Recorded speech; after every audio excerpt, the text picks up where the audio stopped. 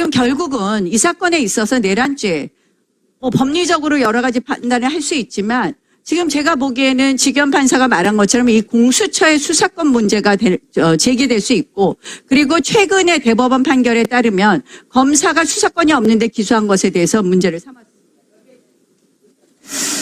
그러니까 그 지기현 판사가 그 구속 취소 결정을 내린 이유는 두 가지인데, 하나는 지금 민주당에서 계속 공격하고 있는 이유, 즉 구속 기간을 날로 계속 계산하던 것을 이제 시간으로 계산한 바꾼 부분, 그 부분은 굉장히 논란의 여지가 있어 보입니다. 근데 두 번째 사유는 지금 나 의원님께서 설명하신 것처럼 이 공수처가 그 수사권이 대통령에 대해서는 직권 남용죄에만 수사권이 있는데, 헌법 제 84조에 따르면 현직 대통령은 내란 외환죄에 대해서만 수사를 받는 불소추 특권이 있었기 때문에 직권 남용죄로 수사를 개시해서 그걸 타고 관련 범죄로 그 내란죄로 수사를 하는 것으로 이렇게 한 것입니다. 그런데 이렇게 하게 되면은 이 헌법 제 84조의 대통령의 그 형사상 불소추 특권을 완전히 형해와, 그러니까 그냥 뼈대기만 남기고 완전히 없는 거나 마찬가지처럼 이렇게 본질을 침해할 수 있기 때문에, 여기에 대해서는 공수처가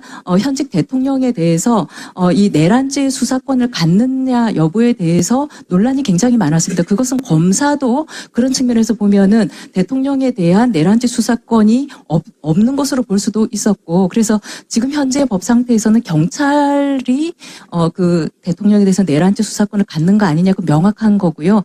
검사도 직권 남용죄에만 지금 그 수사권이 있기 때문에요. 그래서 이 부분에 있어서는 그 굉장히 법적으로 불확실한 상태다, 이렇게 생각이 되고, 그래서 그런 부분이 더 본질적이라고 저는 평가를 합니다. 그리고 지금 지기현 판사에 대해서 문제 제기를 하는 것이 처음에는 룸사롱에서 접대받았다는 것이었는데, 지금 룸사롱은 아니라는 것이 명백하게 밝혀졌고, 그 지기현 판사가 그 영수증까지도 다 제출한 걸로 알고 있는데, 계속해서 이런 문제 제기를 하는 이유가 무엇인가를 보면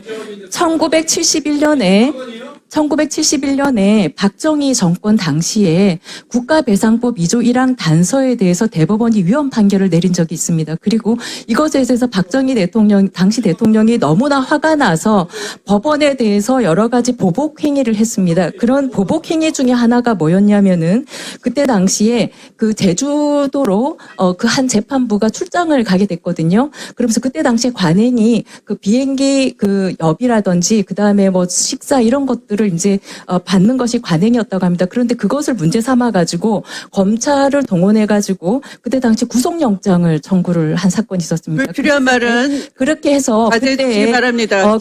그때 당시에 판사들이 300명 중에 판사 중에서 100명 정도가 집단 사표를 내서 이것을 사법파동이라고 합니다. 그런데 그때 유신 독재 직전이죠. 3공화국 말기에 이 박정희 대통령이 했던 행위하고 비슷한 것이 아닌가, 저는 심각하게 우려하고 있습니다.